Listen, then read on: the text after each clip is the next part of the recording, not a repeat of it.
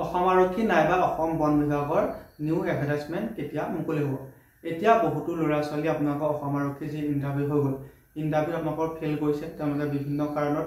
তাৰপিছত আপোনালোকৰ বহুতে ইণ্টাৰভিউ পাছ কৰিছিলে যদিও এতিয়া আপোনালোকৰ 12 মাৰ্চ তাৰিখে যি কাট অফ লিষ্ট মাৰিলে, সেই কাট অফ লিষ্টটো যিটো কাট অফটো হাই যোৱাৰ বাবে তেওঁলোকে ৰিটেন টেষ্টত বহাৰ সুবিধা নাপালে।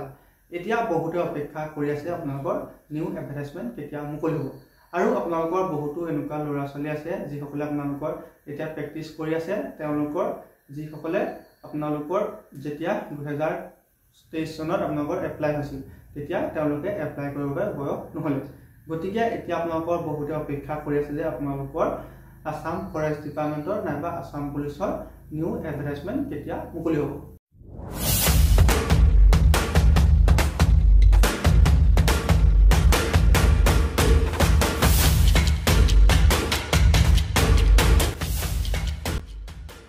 নমস্কাৰ, আপোনালোক সকলোকে প্ৰফুল্ল অসম ইউটিউব চেনেললৈ স্বাগতম জনাইছোঁ। যদি আপোনাৰ চেনেলটোলৈ প্ৰথমবাৰৰ বাবে আহিছে, প্লিজ চেনেলটো ছাবস্ক্ৰাইব কৰি দিব, ভিডিঅ'টো এটা লাইক কৰি দিব আৰু লগৰ বন্ধু বান্ধৱীক শ্বেয়াৰ কৰি দিব। এতিয়া আপোনালোকৰ বহুতৰে মনত এনেকুৱা এটা ভাৱ হৈ আছে আপোনালোকৰ কেতিয়া নিউ এডভাৰটাইজমেণ্ট মুকলি হ'ব। তেওঁলোকে এতিয়া ভাবি আছে যে এইবাৰ যদি নিউ এডভাৰটাইজমেণ্ট আহে তেন্তে তেওঁলোকে এটা চাকৰি ল'ব, তেওঁলোকে ভালদৰে ৰানিং কৰিব বা ভালদৰে লং জাম্প মাৰিব বা ভালদৰে পঢ়া শুনা কৰিব আৰু কিবা প্ৰকাৰে হ'লেও তেওঁলোকে এটা চাকৰি ল'ব। এতিয়া আপোনালোকৰ নিউ এডভাৰটাইজমেণ্ট কেতিয়া মুকলি হ'ব?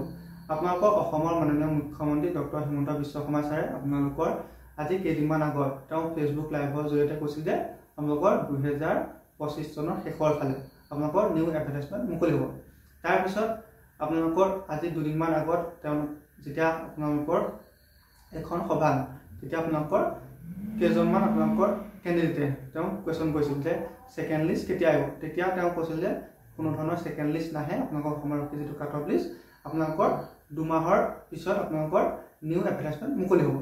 আপোনালোকৰ যিটো ভিডিঅ' ক্লিপটো মই ভিডিঅ'টো শেষত লগাই দিম, আপোনালোকে নিজে চাব পাৰিব।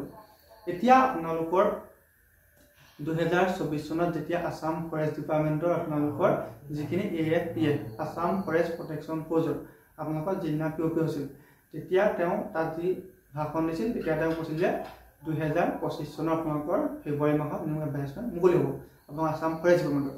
কিন্তু আপোনালোকৰ এতিয়া 2025 ফেব্ৰুৱাৰী পাৰ হৈ গ'ল, আপোনালোকৰ মাৰ্চো পাৰ হৈ গ'ল, কিন্তু আপোনালোকৰ কোনো ধৰণৰ নিউ এডভাৰটাইজমেণ্ট নাহিল। এতিয়া আপোনালোকৰ অসম আৰক্ষীতে হওক বা অসম বন বিভাগতে হওক আপোনালোকৰ নিউ এডভাৰটাইজমেণ্ট কেতিয়া মুকলি হ'ব? আপোনালোকৰ বহুতৰে মনত এটা কুৱেশ্যন। এতিয়া আপোনালোকৰ নিউ এডভাৰটাইজমেণ্ট মুকলি হ'ব সম্ভৱতঃ আপোনালোকৰ এতিয়া যিটো নিযুক্তি আপোনালোকৰ চলি আছে, সেই নিযুক্তি প্ৰক্ৰিয়াটো আপোনালোকৰ শেষ হোৱাৰ পিছতহে আপোনালোকৰ অসম আৰক্ষীতে হওক বা অসম বন বিভাগৰ নিউ এডভাৰটাইজমেণ্ট আহিব। কিয়নো আপোনালোকৰ অসম বন বিভাগৰ আপোনালোকৰ যিখিনি নিযুক্তি প্ৰক্ৰিয়াৰ কাম কাজ সেইখিনি আপোনালোকৰ SLPRB কণ্ডাক্ট কৰে আৰু আপোনালোকৰ যিটো অসম আৰক্ষীটো SLPRB কণ্ডাক্ট কৰে। গতিকে আপোনালোকৰ এইখিনি প্ৰক্ৰিয়া শেষ হোৱাৰ পিছতহে আপোনালোকৰ নিউ এডভাৰটাইজমেণ্ট অহাৰ সম্ভাৱনা আছে।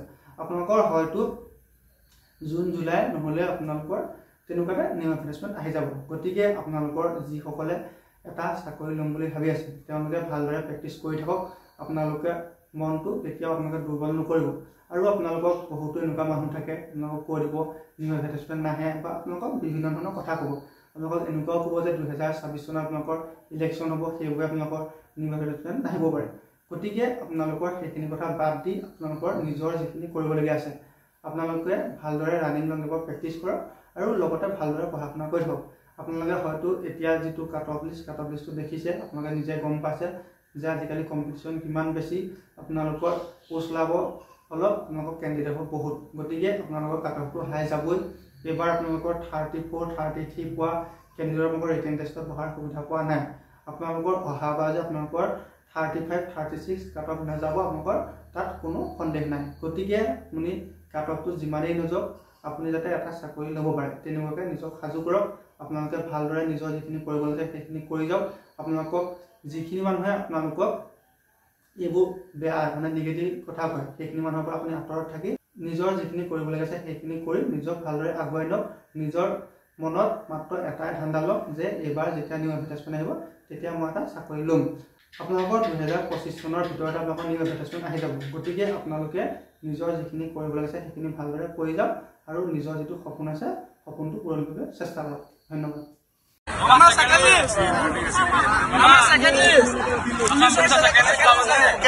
নতুন এডভাৰটাইজ ওলাব এতিয়া 2 মাহৰ ভিতৰত আৰু নতুন পোষ্টাৰ এডভাৰটাইজ